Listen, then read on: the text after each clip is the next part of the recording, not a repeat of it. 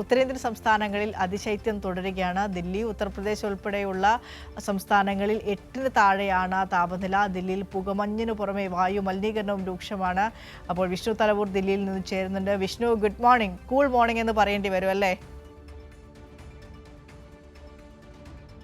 വിനിഷ, തീർച്ചയായിട്ടും അത്തരത്തിൽ തന്നെയാണ്. ഉത്തരേന്ത്യൻ സംസ്ഥാനങ്ങളിലൊക്കെ ഒരു അതിശൈത്യത്തിന്റെ പിടിയിലേക്ക് പോയിട്ടുണ്ട്. പ്രത്യേകിച്ച് കാശ്മീർ ഉൾപ്പെടെയുള്ള കാശ്മീരിലൊക്കെ വലിയ തോതിൽ മഞ്ഞുവീഴ്ച അനുഭവപ്പെടുന്നുണ്ട്.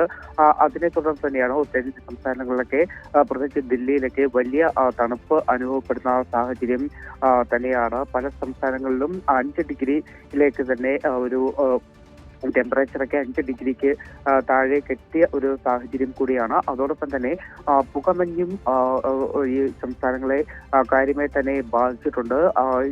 ഇന്ന് പുകമഞ്ഞ് ചെറിയൊരു കുറവ് പുകമഞ്ഞിന്റെ കാര്യത്തിൽ വന്നിട്ടുമുണ്ട്. പക്ഷേ അത് നല്ല കാറ്റ് അനുഭവപ്പെടുന്നത് കൊണ്ടാണ് പുകമഞ്ഞിൽ ചെറിയൊരു കുറവ് വന്നിട്ടുള്ളത്. പക്ഷേ ഇപ്പോഴും ഈ ഒരു വ്യോമ റെയിൽ ഗതാഗതത്തെയൊക്കെ തന്നെ ഈ പുകമഞ്ഞ് ബാധിക്കുന്നുണ്ട്. പല വിമാനങ്ങളും വൈകി തന്നെയാണ് സർവീസ് നടത്തുകയും ചെയ്യുന്നത്.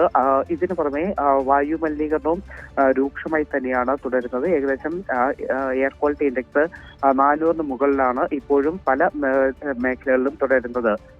വിനിഷ, വിമാന ഗതാഗതത്തെ, വ്യോമ ഗതാഗതത്തെ ഒക്കെ അത് കാര്യമായി തന്നെ സാരമായി തന്നെ ബാധിക്കുന്നുണ്ടല്ലേ വിഷ്ണു?